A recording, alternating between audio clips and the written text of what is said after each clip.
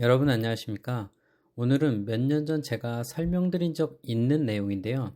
아직도 많은 사람들이 구분하고 있지 못하는 요양병원과 요양원에 대한 차이입니다. 일반적으로 경험해보지 못한 사람들은 두 가지가 같은 곳인 줄 알고 또 이건 요양병원이나 요양원을 환자로서 이용하려는 사람이나 사업으로서 차려보는 사람이나 똑같이 헤매고 있다는 것입니다. 완전히 다르다 해도 과언이 아닌데 어찌 이런 것인지 참 답답하죠. 심지어 네이버나 다음 같은 곳에 요양원 설립 또는 요양병원 설립이라고 한번 검색해 보십시오. 대부분의 어중이 떠중이 하류 지식인들이 요양병원이라 해놓고는 요양원 관련 내용을 잔뜩 짜집게 해놓은 경우가 대부분입니다.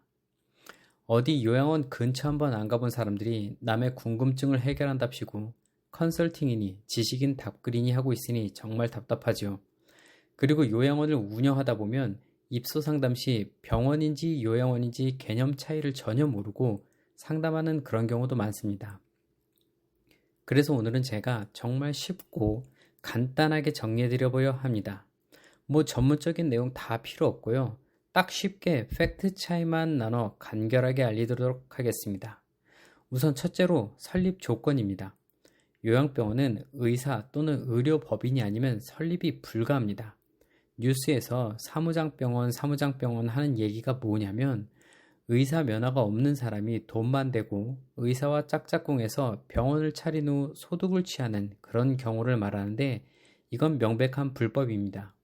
의료인이 아니면 운영이 불가하며 수십억을 들여 정해진 최소한의 TO인 의료법인이라도 설립하지 않는 이상 요양병원 설립은 불가하다는 얘기입니다. 반면 요양원은 의료행위를 할 수 없는 곳이기 때문에 범죄 경력만 없으면 아무나 차릴 수 있습니다. 흔히들 사회복지사 자격증을 갖춰야만 차리는 줄 아시는데 차리는 대표는 아무런 자격이 필요 없습니다. 둘째는 이용 자격입니다. 당연히 요양병원은 병원이니까 아픈 사람 누구나 이용할 수 있으며 국민건강보험료를 내는 사람이면 건보 혜택을 받고 입원하여 치료받고 요양생활을 하면 됩니다. 물론 아무 질병 사유도 없는데 여관처럼 이용할 수는 없고 진료를 받고 진단을 받아야겠죠.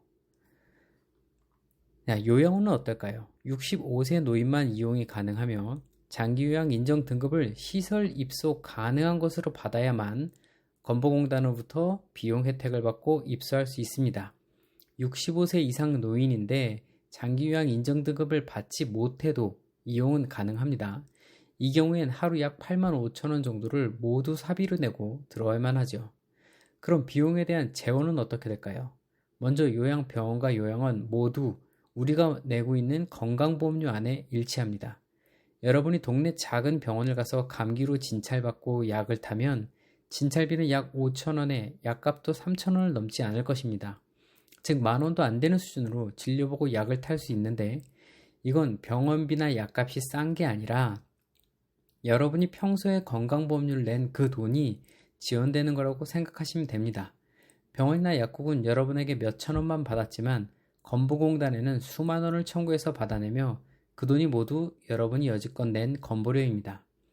요양원도 마찬가지 매달 내는 건보료 안에 들어있는 장기요양보험료로 장기요양 등급만 받으면 입소비의 80% 이상은 공단에서 나오고 본인은 20% 이하만 내면 된다는 얘기입니다. 그럼 한 달 이용하는 비용은 어떨까요?